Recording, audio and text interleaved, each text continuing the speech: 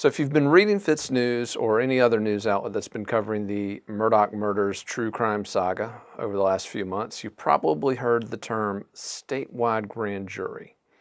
Now, this is a term of art. It's an actual entity. It's something that exists. It's a group of people.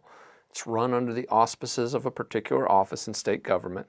And so I wanted to take a moment to stop all the Murdaugh headlines for a minute, just press pause on the news coverage and take a minute to explain to readers what exactly is this statewide grand jury that's playing such a pivotal role in this super high profile, super followed, hyper covered story. What is it? What does it do? Where did it come from? And more importantly, what sort of authority does it have moving forward as the Murdaugh cases? And again, there's not one, not two, 3, 4, 5, 6, but seven current state investigations, criminal investigations into Murdaugh, his family, the powerful law firm that the family created down there in Hampton, South Carolina, been around for over a century. So again, 7 criminal investigations, all of them flowing through this entity, the statewide grand jury. What is it? Let's take a look. All right, now the statewide grand jury was established back in 1989 by the South Carolina General Assembly, and it operates under the auspices of the Attorney General, who is independently elected by the voters every 4 years. So there's a direct line of accountability over the Attorney General and then over this office. Now, let's break this term down for you real quickly. We've got 2 components to this, statewide and grand jury. Now, the first part is pretty obvious, statewide. This was an entity that was created for larger crimes, crimes that cross county lines, crimes that involve money laundering or drug trafficking or other sort of complex criminal enterprises. This is not for DUIs or simple possessions or things of that nature.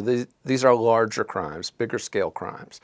And typically, again, they fall under that statewide purview, hence the term statewide grand jury. Now, the second part, grand jury. What is that exactly? Now, we all know what juries are. 12 people sitting in a box deciding whether you're guilty or innocent based on how well Matlock does his job, right?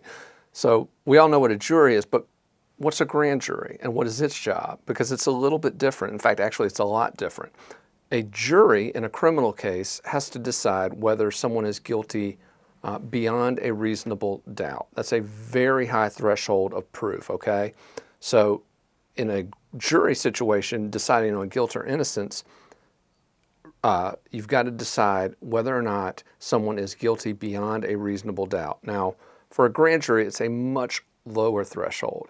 For a grand jury, all that needs to be proven, again, is probable cause. Is there probable cause to believe that a crime might have taken place? And if there is, then the grand jurors, again, there are 18 people in a statewide grand jury. 6 of them rotate every 6 months so that they keep fresh people involved in hearing the latest evidence.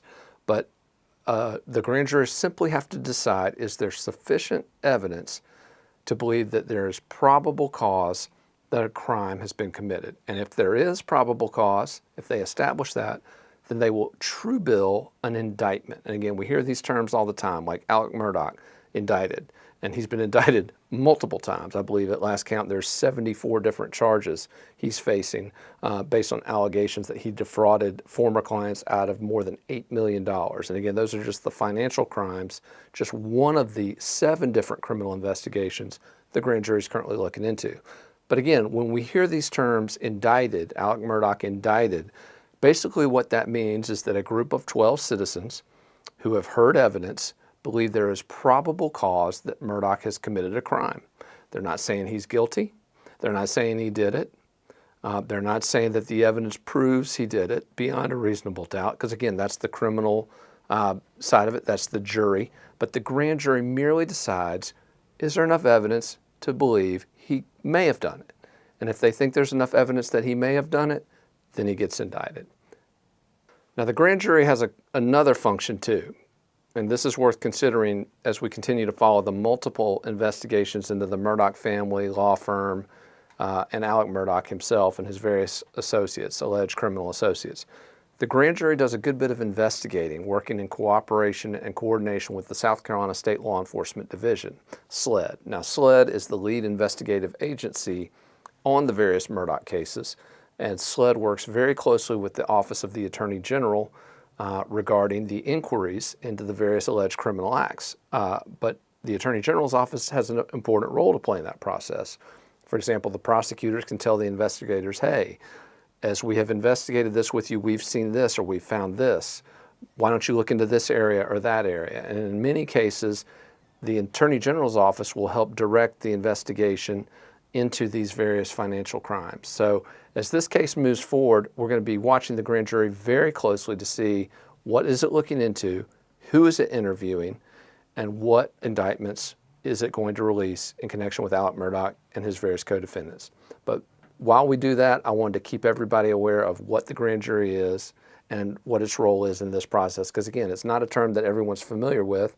And when they hear jury, sometimes they get confused. So we just wanted to lay it out, what it is, what it does, and why it's important to this story.